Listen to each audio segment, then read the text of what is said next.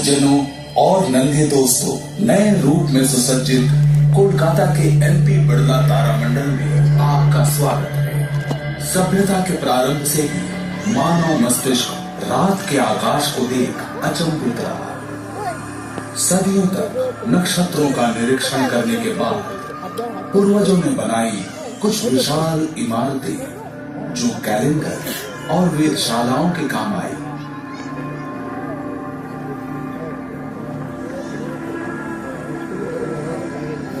England में लगभग 4000 साल पहले निर्मित स्टोनहेंज संभवतः अंग्रेजों की वेधशाला ही थी। प्राचीन माया सभ्यता द्वारा लगभग 1000 ईस्वी में निर्मित इस पिरामिड से नक्षत्रों और समय की गति का अध्ययन होता था।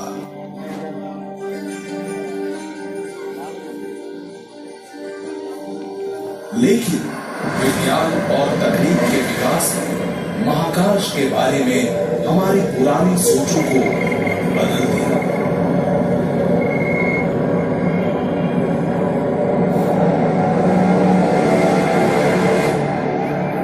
चलिए आज के समय की शुरुआत हम कोलकाता के क्षितिज पर हो रहे सूर्यास्त से करते हैं। जल्दी ही हमें रात्रि का शानदार आकाश दिखने लगेगा। महाकाश के एक कोने में खड़े होकर हम नक्षत्रों से भरे असीम आसमान को देखते हैं, मानो ये हमें आमंत्रित कर रहा हो। अगर हम गौर से देखें तो पाएंगे कि कुछ तारे जरा बड़े हैं और दूसरों की तरह टिमटिमाते भी नहीं हैं। सदियों पहले हमारे पूर्वजों ने देखा कि ये तारे एक वक्राकार पथ में आगे बढ़ते रहते हैं। हर रात, महीने दर महीने, प्राचीन ग्रीक पर्यवेक्षकों की नजर में ये थे घूमने वाले गतिशील ग्रह।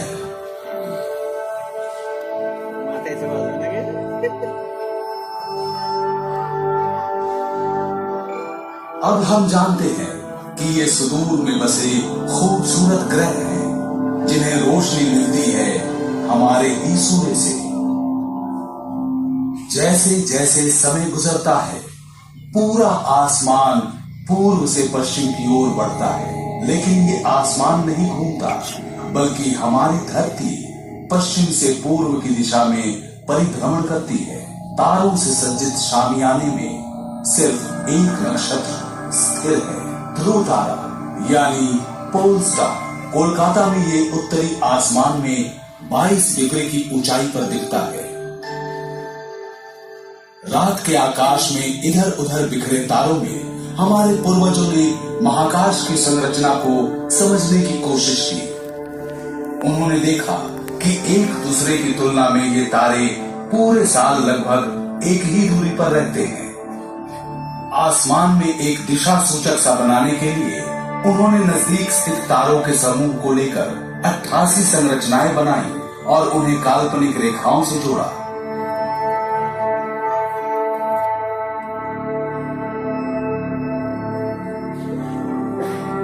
मनुष्य ने अपनी विलक्षण कल्पनाओं द्वारा इन बिखरे तारों को जानी पहचानी आकृतियों से बदल दिया, जिन्हें तारामंडल कहा गया। ये प्राचीन नक्शे सदियों तक मानव को दिशा ज्ञान, सामुद्रिक यात्राओं और समय काल के अध्ययन में मदद करते रहे। इन तारामंडलों को लेकर मिथकीय कहानियां गढ़ी जाने लगी और महाकाश पर्यवेक्षकों ने उन्हें मौसम परिवर्तन, बाढ़ और फसलों की बुआई और कटाई से जोड़ना शुरू कर दिया। रात को दिखने वाले तारामंडलों में से सबसे स्पष्ट है कालपुरुष अर्थात ओरायन। तारों को आपस में मिलाकर जो आकृति बनी वो था ग्रीक मिथक का महान शिकारी ओरायन। इस शिकारी की कमर की सिधाई में दिखने वाले 3 चमकीले तारे दुनिया के कोने कोने में महत्व रखते हैं। आज आसमान में दिखने वाले अन्य तारामंडल हैं आशा मेजर या ग्रेट बेयर कॉन्स्टलेशन, जिसे भारत में सप्तर्षि मंडल कहते हैं, कैसियोपिया रानी, टॉरस यानी वृषभ,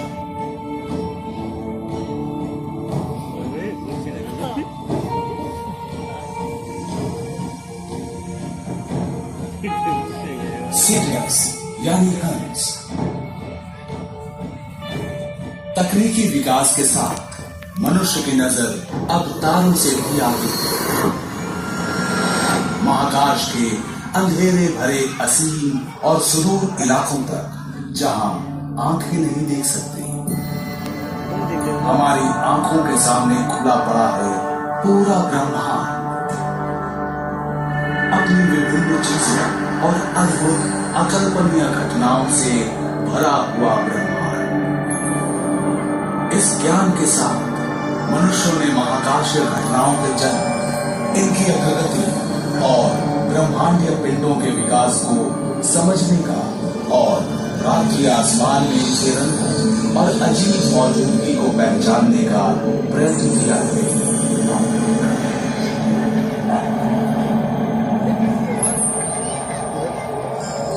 चलिए अब हम चलते हैं अनगिनत विविधताओं से भरे हैरत अंगेज महाकाश में। देखते हैं असंख्य रंगों से भरपूर दृश्य, जो वास्तव में पूरे महाकाश का एक छोटा सा हिस्सा है।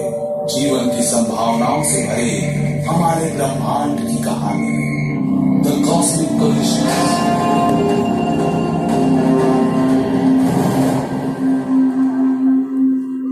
महाकाशीय सागर के एक किनारे खड़े होकर नक्षत्र बहुत शांत दिखते हैं। लगता है ब्रह्मांड में सब कुछ अनुशासित है। जब रात के अंधेरे में अचानक ही कुछ नया दिखता है तो हमें हैरत होती है। आसमान में धूमकेतु के आने से हमारे पूर्वज हमेशा आतंकित होते थे। सन 1631 में जब विसुवियस पर्वत का शिखर ध्वस्त हुआ तो उसके जलते लावा से इटली के 2 शहर बर्बाद हो गए।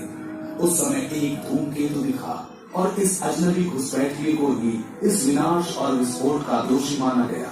1665 ईस्वी में लंदन के लोगों ने प्लेग में हुई मौतों के लिए भी एक धूमकेतु को ही जिम्मेदार माना था।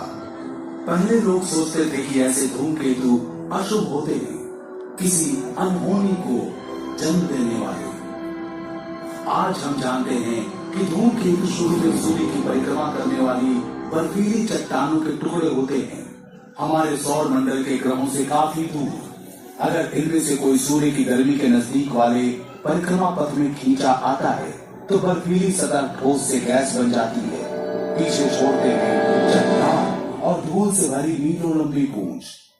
लेकिन धूमकेतु की पूंछ के चट्टानी टुकड़े, जो उल्का पिंड कहलाते हैं, धरती के वातावरण से टकराएंगे।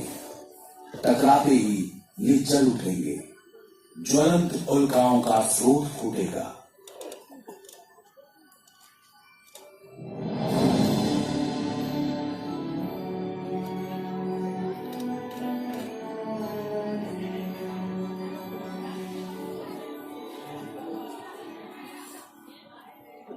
आजकल कभी कभी लगता है कि धरती पर स्थितियां बहुत ज्यादा और बहुत जल्द बदल रही है। बात सिर्फ धरती की नहीं, ब्रह्मांड में परिवर्तन भी शाश्वत है। नक्षत्र, ग्रह, अन्य निहारिकाएं भी हमेशा गतिशील हैं, हमेशा ही गुरुत्वाकर्षण के चिरस्थायी बल से बंधी हुई हैं। कभी कभी ये आपस में टकरा जाते हैं। ये खतरे की घंटी हो सकता है, लेकिन टक्कर दरअसल फायदेमंद हो सकती है और खूबसूरत भी। चलिए मेरे संग एक सफर पर धरती के करीब और हमारी गैलेक्सी से बहुत दूर देखिए कि कैसे महाकाश के टक्करों ने हमारा अतीत रचा, वर्तमान प्रभावित किया और भविष्य को गढ़ेंगे। हमारे चंद्रमा के जन्म को लेकर कितने सारे सिद्धांत हैं। हाल में वैज्ञानिकों ने एक और सिद्धांत प्रतिपादित किया। समय काल में पीछे चलते हैं 4.5 अरब साल पहले अतीत में, जानते हैं कि उनके अनुसार क्या हुआ था।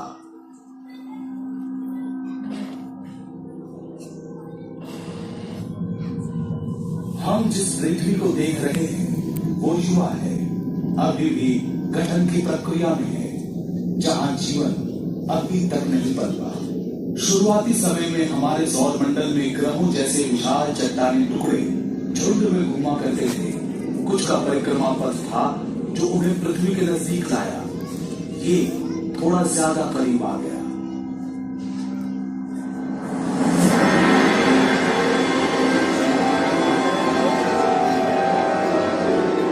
इस टक्कर से पृथ्वी लगभग नष्ट हो गई। अंतरिक्ष में फैला पिघला हुआ लावा, ज्यादातर लावा वापस से ध्वस्त ग्रह पर गया।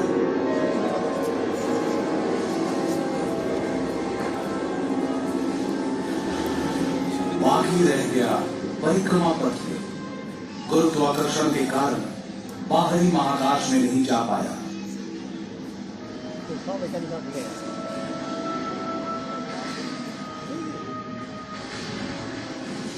जब ये खुरदुरे चट्टान धरती के चारों ओर घूमने लगे, गुरुत्वाकर्षण ने इन्हें एक साथ किया।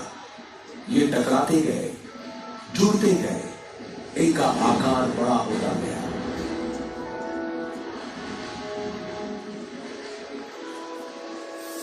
कुछ ही सप्ताहों में ये टुकड़े जुड़कर विशाल और विशाल हो गए।